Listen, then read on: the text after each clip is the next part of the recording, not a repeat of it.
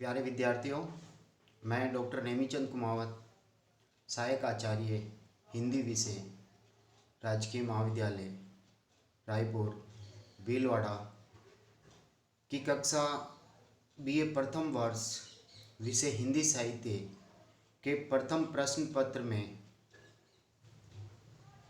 आप सभी का हार्दिक अभिनंदन और स्वागत करता हूं।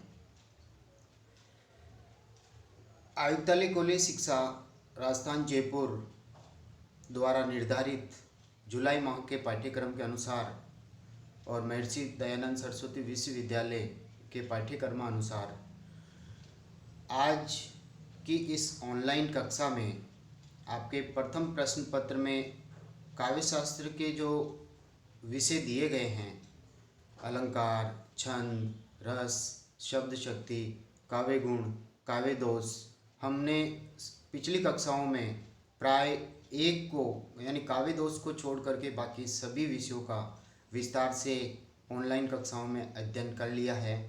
आज हम काव्य दोष पर चर्चा करने जा रहे हैं। काव्य दोष लगभग आपके जो पाठ्यक्रम में प्रमुख काव्य दोषों की चर्चा की गई है कि प्रमुख काव्य दोष, और परीक्षा में जो प्रश्न आता है सबसे पहले मैं उसको बता देना चाहता हूँ कि काव्य दोष या शब्द शक्ति या काव्य गुण या अलंकार आदि पे जो प्रश्न बनता है वो केवल मात्र 10 अंकों का एक प्रश्न होता है, और वो भी अथवा में 5-5 दो भागों में बटा होता है, और फिर उनमें भी और अथवा दिया होता है।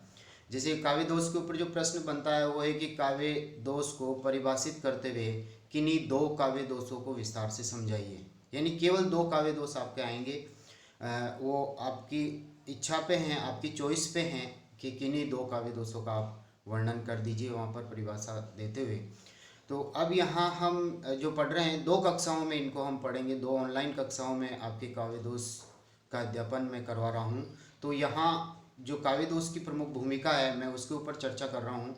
हालांकि ये इतना लिखने की आपके इस बीए प्रथम वर्ष में इतना लिखने की आवश्यकता नहीं है, फिर भी यदि काव्य दोष को परिभाषित करना हो तो एक परिभाषा पर्याप्त है, क्योंकि आपके पास अन्य जो प्रश्न होते हैं उस पर समय अधिक देना। ये केवल एक 5 अंकों का आएगा और 5 अंकों के अनुसार ही आपको 1 या 1.5 पृष्ठ में आपको इसको लिखना है।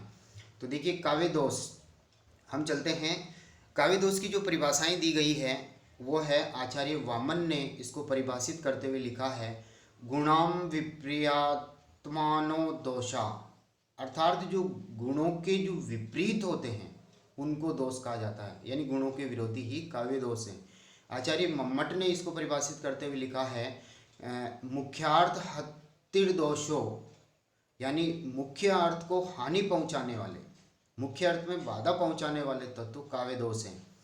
श्रीपति कवि ने भी इसको परिभाषित करते हुए लिखा है, जो पदार्थ के दोष थे आचे कवित नासाई, अर्थात जिन दोषों से आचे कवित अच्छी कविता नसाई नष्ट हो जाती है, दूषण तासो कहते हैं, उन्हीं को ही काव्य दोष कहते हैं। श्रीपति पंडित राई, यानी श्रीपति पंडित कवि के अनुसार। अब हम इसकी सामान्य परिभाषा, इन ऊपर की तीनों परिभाषाओं को इसमें सम्मिलित करते हुए हम इसकी मुख्य परिभाषा दे सकते हैं। यानी काव्य दोष उन तत्वों को कहते हैं जिससे मुख्य अर्थ का अपकर्ष हो, मुख्य अर्थ में बाधा उपस्थित हो, यानी जिससे अच्छी कविता नष्ट हो जाती है, यानी जो रसानुभूति करने में अड़चन बनने वाले या बाधक बनने वाले तत्वों को काव्य दोष कहते हैं। अब आपको परीक्षा में केवल इनमें से कोई एक परिभाषा दे करके आपको अपनी बात कह देनी है, जिससे पूरे में से पूरे अंक आपके आ सकते हैं। कुछ हम आगे चलते हैं। जैसे काव्य दोषों के जो भेद किए गए हैं, कुछ ने शब्दगत दोष माने हैं तो कुछ ने अर्थगत, कुछ विद्वानों ने रसगत, कुछ विद्वानों ने 3-3 प्रकार किए हैं तो कुछ ने 4-4 प्रकार भी किए हैं, लेकिन ये कोई निश्चित नहीं हो पाए हैं। शब्दगत विद्वानों ने जो दोष माने हैं उन सभी को मिलाकर के संख्या उनकी 37 प्रकार के शब्दगत दोष होते हैं, जो केवल शब्दों के प्रयोग मात्र से या अनुचित प्रयोग मात्र से वो दोष हो जाते हैं।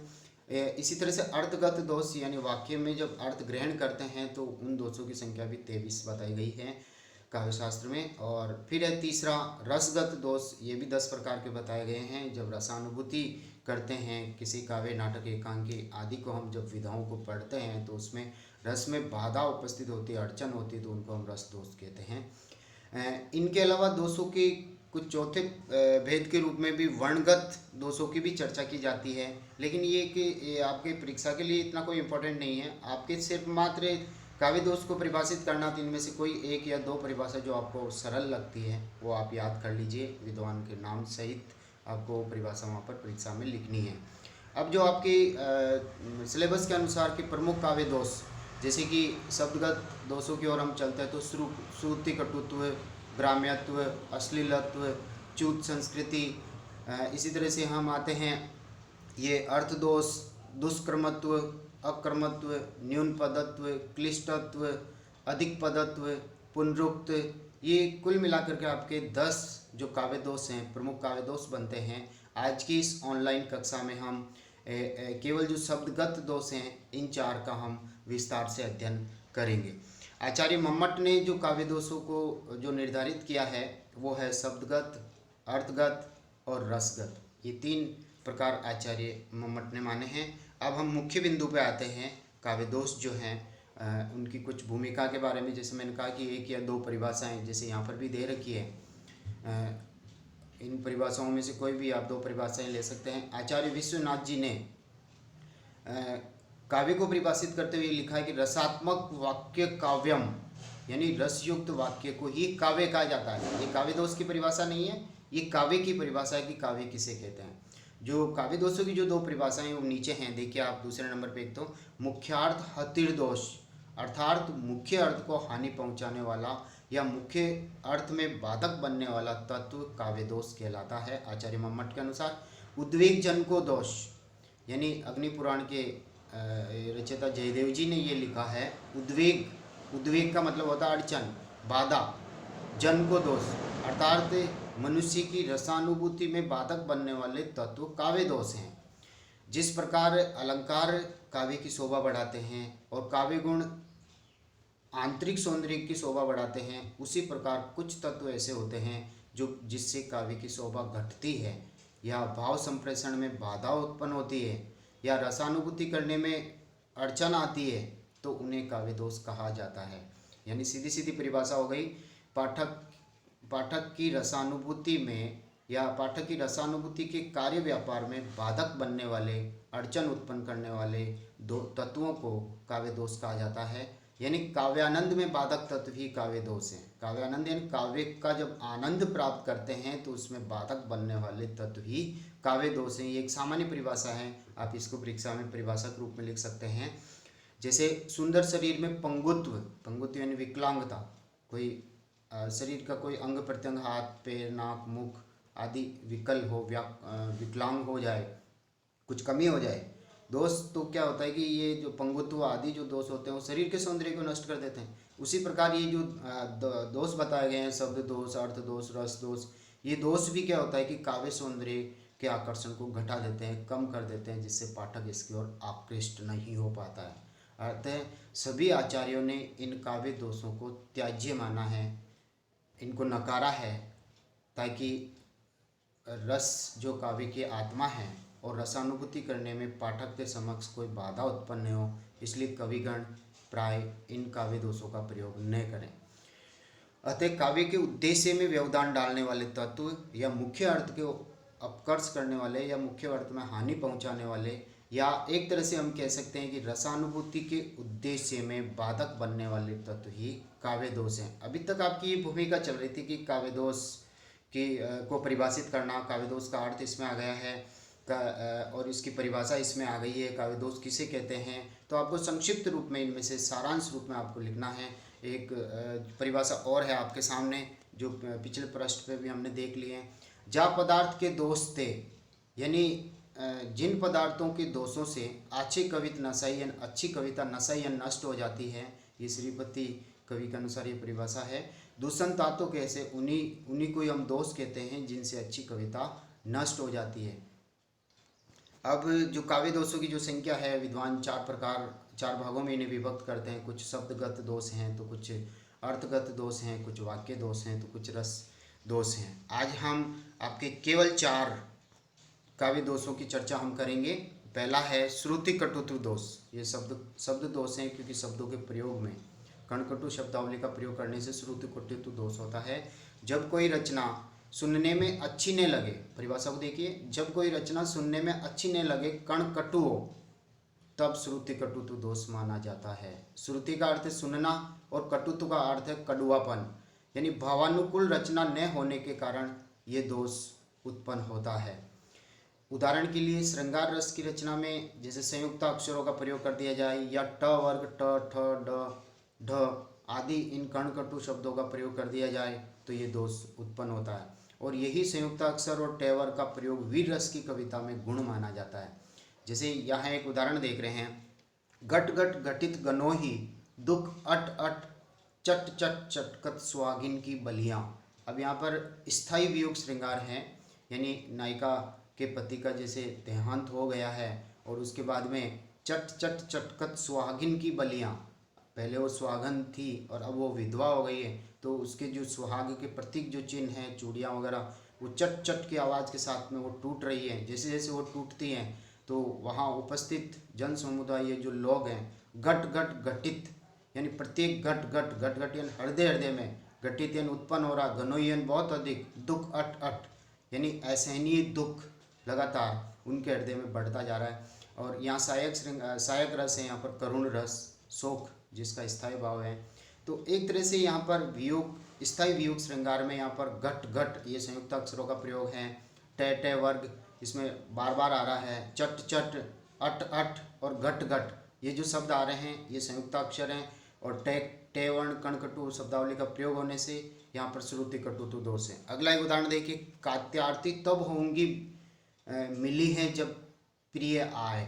ये सबसे ऊपर भी लिखा हुआ है यहाँ पर हेडिंग में भी, कात्यार्थी तब होंगी मिली है जब प्रिय आए। कात्यार्थी शब्द सुनने में ऐसा लगता है ये कणकटु है।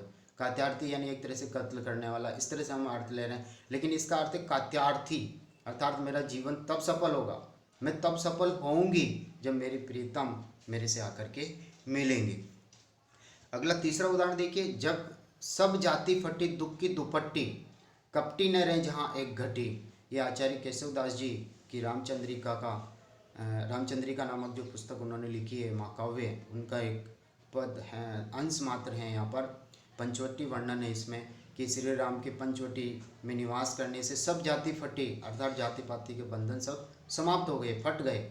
दुख की दुपट्टी, जो दुखों का जो पर्दा था वो हट गया है। कपटी न रहे जहाँ एक घटी मतलब एक घड़ी, क्षण भर भी चल कपट करने वाला व्यक्ति वहाँ पर नहीं टिक सकता। अब देखिए यहाँ पर शांत रस का वर्णन है, भक्ति से संबंधित वर्णन है। तो टे वर्ण का बार बार कणकटु शब्दावली का प्रयोग होने के कारण यहाँ पर श्रुति कटुत्व दोष। इसी तरह से चक्की चक्की प्रिय सामूह, लक्खी लक्खी ये रूप, यहाँ पर ये लक्खी लक्खी में भी द्वित्व वर्ण आ रहे हैं, चक्की चक्की में भी द्वित्व वर्ण संयुक्त अक्षरों का प्रयोग है, और यहाँ से संयोग श्रृंगार रस हैं, तो ये कानों में खटकता है। इसी तरह से अगला उदाहरण देखिए, सड कोपाचार्य सांडिल्य धधक कर, चिल्लाए शेषा दांत भींच कर।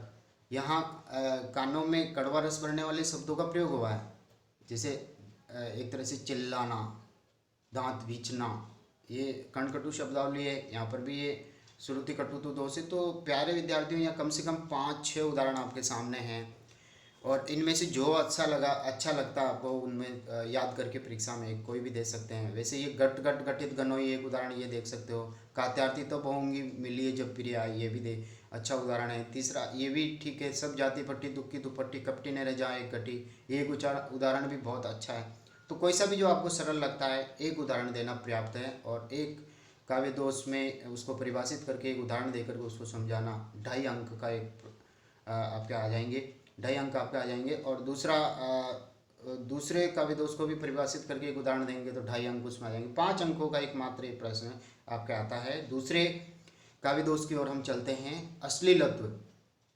इसमें शब्द में इसकी परिभाषा छुपी हुई, जैसे पहले श्रुति कटु, तो सुनने में कटु लगने वाले वर्णों का प्रयोग हो तो श्रुति कटुत्व दोष। अश्लीलत्व यानी अश्लीलता उत्पन्न करने वाले, लज्जा सूचक, घृणा सूचक या अमंगल सूचक शब्दों का जहाँ पर प्रयोग हो वहाँ अश्लीलत्व दोष माना जाता है। जैसे मीची आँख प्रिय की झपकी, मुरी मुस्कानी बाल, यानी वह नायिका मुस्कुराते हुए जैसे ही मुड़ी तो एक तरह से मिची आँख प्रिय की झपकी, यानी कहने का तात्पर्य यहाँ पर अनुभव है, हाव भाव है। नायिका मुड़ी तो नायक ने आँख से इशारा किया, यानी एक आँख बंद की। तो अब यहाँ पर कवि ने इसको आँख मीचना लिखा है, जबकि आँख मीचना तो मरने के लिए प्रयुक्त होता था, तो है मंगल सूचक। इसी तरह से दूसरा उदाहरण देखिए, रावण के दरबार में स्थित अंगद का पाद। यहाँ पाद शब्द मंगल सूचक है। हम दैनिक जीवन में शब्द को सुनते हैं तो अश्लीलता महसूस करते हैं। इसी तरह कैसे कहते हो इस द्वार पर फिर से न आऊँ, यहाँ द्वार शब्द अश्लीलता सूचक है। लगे थूक कर चाटने इतनी जल्दी आप, ये सभी अलग अलग उदाहरण है एक एक पंक्ति के। लगे थूक कर चाटना, ये घृणा सूचक है, थूक करके फिर उसको चाटना यानी अपनी बात से मुकरना, हार मान लेना। एक उदाहरण और है, कत प्रिय मोर पूछब बात, कत पयोधर देव हाथ। अभी विद्यापति कवि का अश्लील श्रृंगार वर्णन एक तरह से यहाँ है कि कब मेरे प्रियतम मेरे से बात करेंगे, श्रृंगार की बातें। कत पयोधर देव हाथ, यानी कब मेरे पयोधर यानी उरोज पर वो हाथ रखेंगे, यानी मुझे मेरे छाती पे हाथ रख के मुझे दिलासा दिलाएंगे। इस तरह से यहाँ पर भी अश्लीलता महसूस होती है। एक उदाहरण और देखिए, लरिका लेबे के मिशन लंगर मो ढिंग आए, यानी झूला झूलते हुए नायक जो है, नायिका दूर खड़ी है और झूला झूलने के बहाने वो नायक नायिका के पास लंगर मो ढिंग, ढिंग यानी पास में, लंगर यानी झूले झूलते हुए पास में आए। गयो अचानक आंगुरी छाती छेल छवाए, और अचानक ही वो उस नायिका की छाती को छू करके चला जाता है। तो यहाँ पर इसको जब सुनते हैं तो स्त्री पुरुष एक तरह से लज्जा का अनुभव करते हैं। प्यारे विद्यार्थियों, यहाँ पर भी इस अश्लीलत्व दोष में भी कम से कम 5-6 उदाहरण आपके सामने हैं। जो भी आपको आसान लगते हैं इनमें से 1 या 2 उदाहरण परीक्षा में देना पर्याप्त होगा, पूरे में से पूरे अंक आपके आ सकते हैं।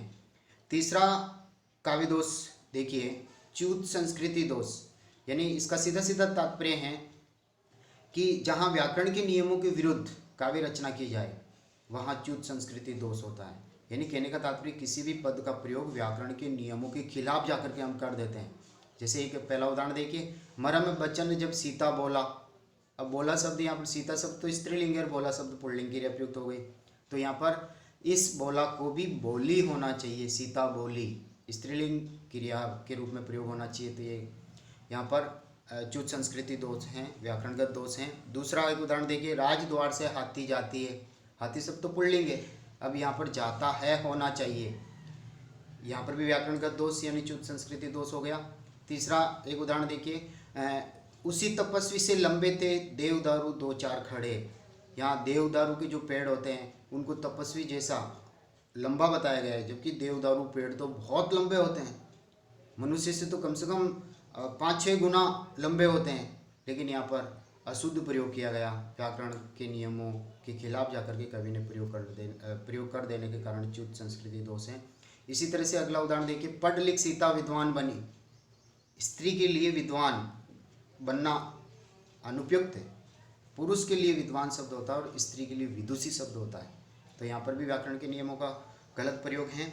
फूलों की लावण्यता देती है आनंद। अभी देखिए, लावण्यता जो शब्द होती है लवण शब्द से बना है। इसमें भाववाचक संज्ञा बनाने के लिए या तो ता प्रत्यय या यह प्रत्यय लवण शब्द में जुड़ता है, या तो लवणता सही होता है या लावण्य सही होता है। तो एक तो व्याकरणिक नियम यहाँ पर भी अशुद्ध रूप में प्रयुक्त हैं, और दूसरा जो लावण्यता जो शब्द है वो स्त्रियों की सुंदरता के लिए प्रयोग किया जाता है, फूलों के लिए तो मात्र सुंदरता शब्द का ही प्रयोग होता है। तो यहाँ पर भी हम देख रहे हैं कि 5-6 उदाहरण आपके सामने हैं च्युत संस्कृति दोष में। यदि ये परीक्षा में आता है तो इनमें से कोई भी 2 उदाहरण आप दे सकते हैं। च्युत संस्कृति का सीधा सीधा तात्पर्य हो गया, यहाँ पर व्याकरणिक नियमों के खिलाफ जाकर के कवि काव्य रचना करता है, या व्याकरणिक नियमों का किसी काव्य रचना में सही प्रयोग नहीं होता है, तो वहाँ च्युत संस्कृति दोष होता है। अब आते हैं हम चौथा, आज की इस कक्षा का अंतिम काव्य दोष हम इस ऑनलाइन कक्षा का, फिर अगली क्लास में हम काव्य दोष भाग 2 यानी बाकी बचे हुए 5-6 काव्य दोषों का हम अध्ययन करेंगे। ग्राम्यत्व दोष देखिए, जहाँ गाँव, इस शब्द में ही परिभाषा छिपी हुई, ग्राम्यत्व यानी ग्रामीण शब्दावली का जहाँ पर प्रयोग हो, गंवारू, प्रांतीय, असंस्कृत भाषा के शब्दों का जहाँ पर प्रयोग किया जाए वहाँ पर ग्राम्यत्व दोष होता है। जैसे भोजन बनावे नीको ने लागे, नीको, नीको शब्द होता है अच्छा। पाव पर दाल में सवा पाव नूनवा, नूनवा हम बोलते हैं लूण, दाल में या सब्जी में लूण कम है, तो ये नूनवा जो शब्द है और नीको जो, ये दोनों जो शब्द हैं ये एक तरह से ग्रामीण शब्दावली के हैं, इसलिए ग्राम्यत्व दोष। अगला उदाहरण देखिए, एरे ब्रजचंद्र एरे ब्रज चंद तेरे मुख की चकोर हूँ मैं। एरे शब्द ये हम संबोधन देते हैं। एरे, एरे घनश्याम तेरे रूप की हूँ चातकी। घनश्याम और ब्रजचंद ये कृष्ण के लिए प्रयुक्त हो रहा है, और उसको एरे एरे बोलना तो ये ग्रामीण शब्दावली हो गई। तो एरे शब्द ग्रामीण बोलचाल का होने के कारण यहाँ पर ग्राम्यत्व दोष हैं। शिशिर सा झर नैनों का नीर, जुलस देता गालों के फूल। यहाँ पर जुलस और गाल यानी एक तरह से गाल कपोल होना चाहिए यहाँ पर, और जुलस और गाल ये दोनों ही शब्द ग्रामीण शब्दावली के, इसलिए ग्राम्यत्व दोष। तीसरा उदाहरण देखिए, मूड पे पाग विराजती श्याम के। मूड, अब ये मूड शब्द यहाँ पर अशुद्ध एक तरह से ग्राम्य शब्दावली का प्रयोग हो गया। पड़े खटोले में रे नींद ने आई राती। जटोले या खटोले, खटोला सही होना चाहिए यहाँ पर। पड़े खटोले में रे नींद ने आई राती, यानी रस्सी वगैरह का बना हुआ ढीला ढाला पलंग जो होता है उसमें रात भर सोते रहते तो नींद नहीं आई। तो यहाँ जटोला या खटोला ये जो शब्द है ये ग्रामीण शब्दावली का है। सब सैनिक तब सूत रहे। अब यहाँ पर सूत, सूत शब्द एक तरह से बलिदान हो जाने के संदर्भ में आता है, लेकिन सूत रहे, सूत यानी सोने शब्द के रूप में इसको प्रयोग किया, ये भी एक ग्राम्यत्व दोष की श्रेणी में आता है। एक अंतिम उदाहरण इसका हम यहाँ देख रहे हैं। पेक पेक पर कुआ बावड़ी, साजी बेटक और पावरी, और कुंड बहु ठावई ठाव, ओ सब तीरथ तिनके नाव। ये मलिक मोहम्मद जायसी के द्वारा लिखा हुआ जो पद्मावत है उसका एक खंड मानसरोवरक वर्णन खंड से ये है, सिंगल द्वीप वर्णन खंड कह सकते हैं हम। तो ये मानसरोवर वर्णन का है। और पेग पेग पर यानी पैरों पैरों पर कुआ बावड़ियाँ वहाँ पर सजी हुई है। साजी बैठक और पावरी यानी पाँव रखने की सीढ़ियाँ वहाँ पर बनी हुई है, और बैठक वहाँ पर है, बैठने की सीढ़ी जगह वहाँ पर बनाई हुई है। ओ कुंड बहु ठावई ठाव, कुंड पानी भरे हुए कुंड भी वहाँ पर जगह जगह, ठावई ठाव यानी जगह जगह पर वहाँ पर सबके लिए वो तीर्थ स्थान बना हुआ है। मानसरोवर के चारों ओर का वातावरण का यहाँ पर वर्णन है। तो यहाँ पर पेग पेग ये ग्रामीण शब्दावली है, और पावरी पाँव के लिए कहा जा रहा है, सीढ़ियों के लिए ये भी ग्रामीण शब्दावली। ठावई ठाव ये भी ग्रामीण शब्दावली का यहाँ पर प्रयोग है।